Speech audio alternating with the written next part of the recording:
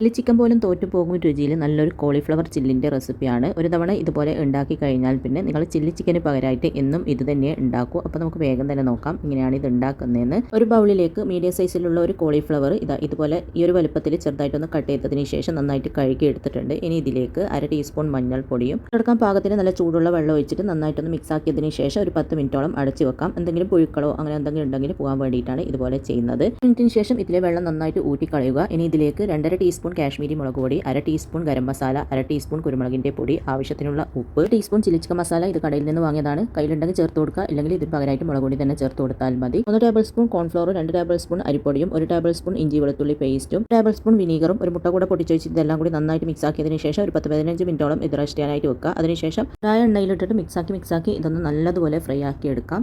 അപ്പോൾ ഇതുപോലെ നല്ലതുപോലെ ഫ്രൈ ആയിട്ടുണ്ട്. ഇനി ഇത് കോരി മാറ്റിയതിന് ശേഷം ബാക്കിയുള്ളതും കൂടി സെയിം രീതിയിൽ തന്നെ ഫ്രൈ ആക്കി എടുക്കുക. അപ്പോൾ മുഴുവനും ഇതുപോലെ ഫ്രൈ ആക്കി എടുത്തിട്ടുണ്ട്. ഇനി സെയിം ചട്ടിയിൽ തന്നെ ഓയിൽ കൂടുതലുണ്ടെങ്കിൽ കോരി മാറ്റിയിട്ട് ഒരു 2 ടേബിൾ സ്പൂണോളം ഓയിൽ അതിൽ ബാക്കി വെക്കുക. അതിലേക്ക് ഒരു 3-4 വെളുത്തുള്ളി ചെറുതായിട്ട് കട്ട് ചെയ്തെടുത്തിട്ട് നന്നായിട്ടൊന്ന് മൂപ്പിച്ചെടുക്കുക. ഇതുപോലെ നന്നായിട്ട് മൂത്ത് വന്നിട്ടുണ്ട്. ഇനി ഇതിലേക്ക് സ്പ്രിംഗ് ഓണിയൻ്റെ വൈറ്റ് ഭാഗം ചെറുതായിട്ട് കട്ട് ചെയ്തെടുത്തതാണ്. അത് ഇട്ടിട്ട് ജസ്റ്റ് ഒന്ന് വഴറ്റി കൊടുക്കുക. അതൊന്ന് വഴറ്റിയതിന് ശേഷം ഇതിലേക്ക് 2 മീഡിയം സൈസിലുള്ള സവാള ക്യൂബായിട്ട് കട്ട് ചെയ്തത്, 5 പച്ചമുളക് കട്ട് ചെയ്തതും കൂടി ഇട്ടിട്ട് വീണ്ടും ജസ്റ്റ് ഒന്ന് വഴറ്റി കൊടുക്കുക. ഒരുപാട് വഴന്ന് പോകണ്ട, ജസ്റ്റ് ഒന്ന് വഴറ്റിയതിന് ശേഷം ഇതിലേക്ക് ഒരു ക്യാപ്സിക്കത്തിൻ്റെ പകുതി ക്യാപ്സിക്കം കട്ട് ചെയ്തതും കൂടെ ഇട്ടിട്ട് വീണ്ടും ഒന്ന് വഴറ്റി കൊടുക്കുക. ക്യാപ്സിക്കം കൂടെ ഇട്ടിട്ടൊന്ന് വഴറ്റിയിട്ടുണ്ട്. ഇനി ഇതിലേക്ക് സോസുകൾ ഒഴിച്ചു കൊടുക്കാം. ഇത് സ്വീറ്റ് സോയാ സോസ് ആണ്. അത് കയ്യിലുണ്ടെങ്കിൽ അത് 1 ടേബിൾ സ്പൂണോളം ഒഴിച്ചു കൊടുക്കുക. അടിപൊളി ടേസ്റ്റ് ആണ്. ഇതിലേക്ക് സാധാ സോയാ സോസും കൂടെ ഒഴിച്ചു കൊടുക്കണം, 1 ടേബിൾ സ്പൂണോളം. അത് ഞാൻ മറന്നിട്ട് പിന്നീടാണ് ഒഴിച്ചു കൊടുക്കുന്നത്. നിങ്ങൾ ഈ ഒരു സമയത്ത് തന്നെ ഒഴിച്ചു കൊടുക്കുക.